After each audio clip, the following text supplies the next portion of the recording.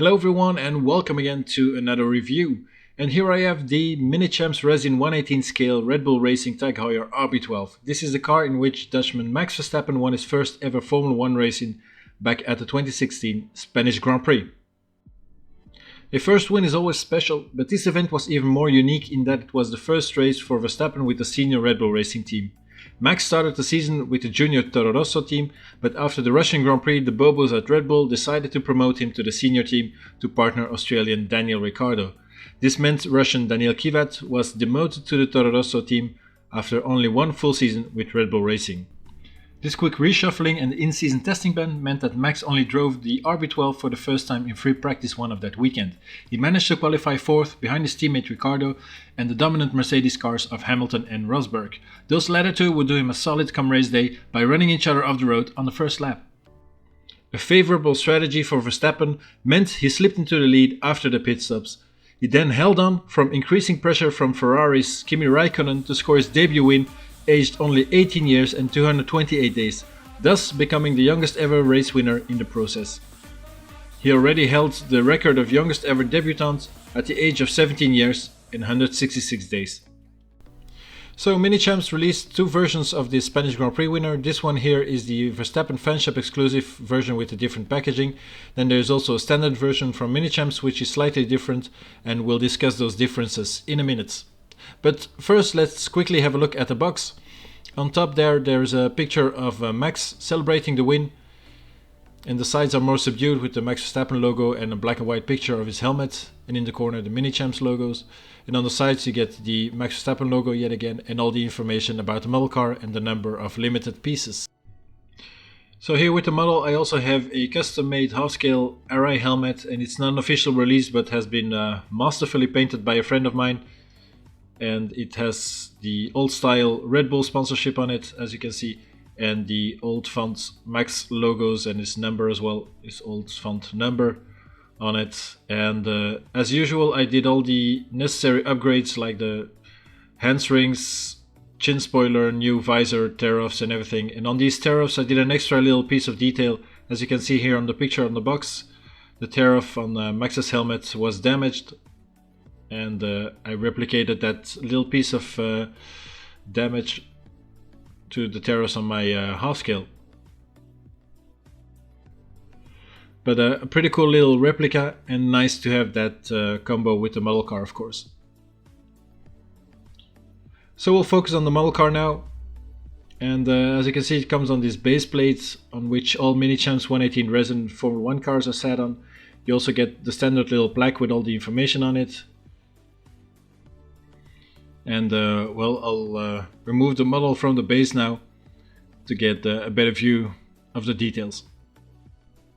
So let's first discuss the differences with the normal Minichamps version, aside from the different style packaging that I already mentioned. And the most noticeable difference is on the driver figurine. And this webshop edition has the celebratory figurine, which has a fist in the air. Celebrating the win, of course, and this is exclusive for this webshop version, so it's not on the regular Minichamps release. Another difference is on the tires. This model has the white sidewall tires on it, as it depicts the car as it ran across the finish line, as witnessed by the winning post figurine. And well, they even added the extra sidewall tire markings to it, which is pretty nice, so I didn't have to put them on myself. The only thing I did add myself is the little barcode decal. The regular version from Minichamps has yellow sidewall Pirellis. Then there's one more detail that I actually never even noticed on this, the webshop 143 version of this model came out, and it is a little detail on the nose. And as you can see on the right hand side of the car, or left hand side in this picture, there's a camera there, and on the other side, on the left hand side of the car, it is actually missing, and there's just some sort of black mark. And that's because in the race, early in the race, the camera actually fell off of the car due to vibrations or debris, and yeah, so it's missing on the model. So that's a very nice touch of Minichamps to remove it, and kudos on doing research.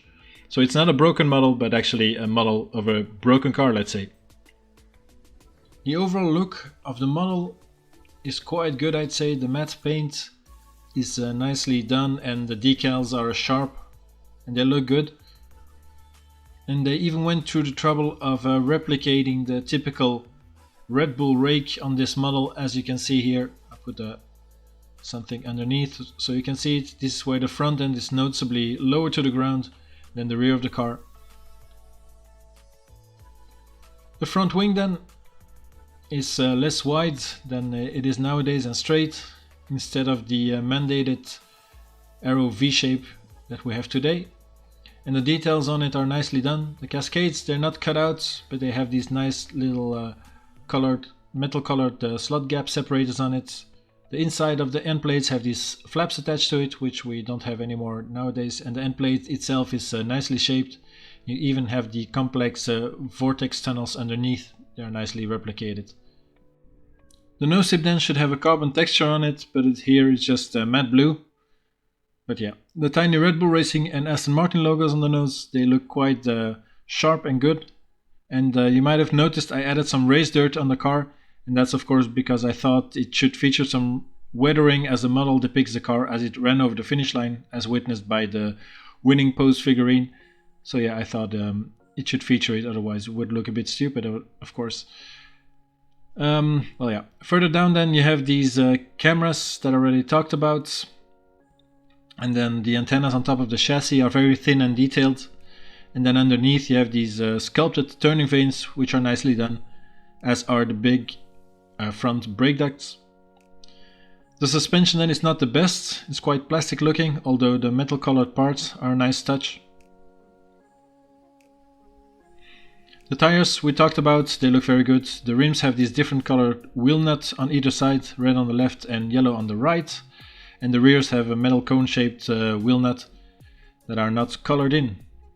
Underneath the cockpit then you have this T-tray and a little brass colored sensor hanging above it, and the splitter then has this wing mounted on top and the aluminium colored separator, which actually looks really nice. The turning vanes then in front of the side pod and the barge boards look quite okay, nothing too special there, but it's nicely modeled, especially that little wing there behind the mirrors. The special figurine looks nice, the helmet is good. The seat belts then are not branded and they're just plastic. And there are some photo etched detailed parts on it, but they're black, so not too noticeable unfortunately. The steering wheel then lacks a bit of depth, but has a decal on it at least. But the area behind it is quite disappointing and plain. The key part of the cockpit, of course, is that winning pose figurine on which Minichamps did a good job, I think, especially on the hand. It looks quite nice. I've seen much worse from Minichamps. Behind them, the detail on the airbox air intakes looks quite good.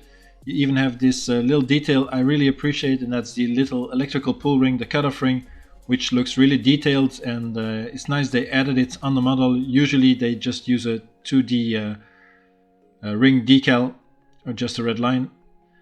The side pod then is nicely sculpted, and then the floor of the car has well, carbon texture in the plastic, but it's not too nice, I have to say.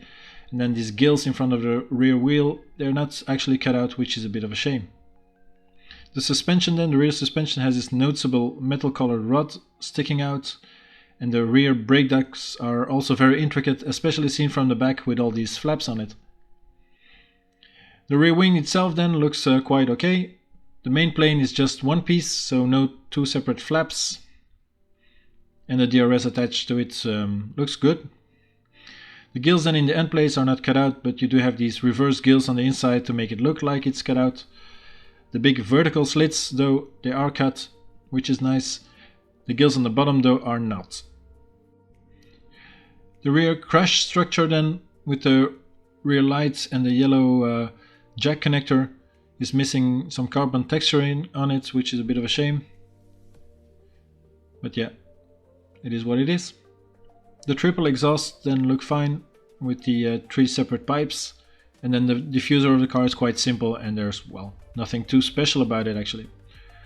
So overall I'd say it's a good model car, especially with those fan shop only additional details. The race dirt is maybe a bit of a missed opportunity from Minichamps.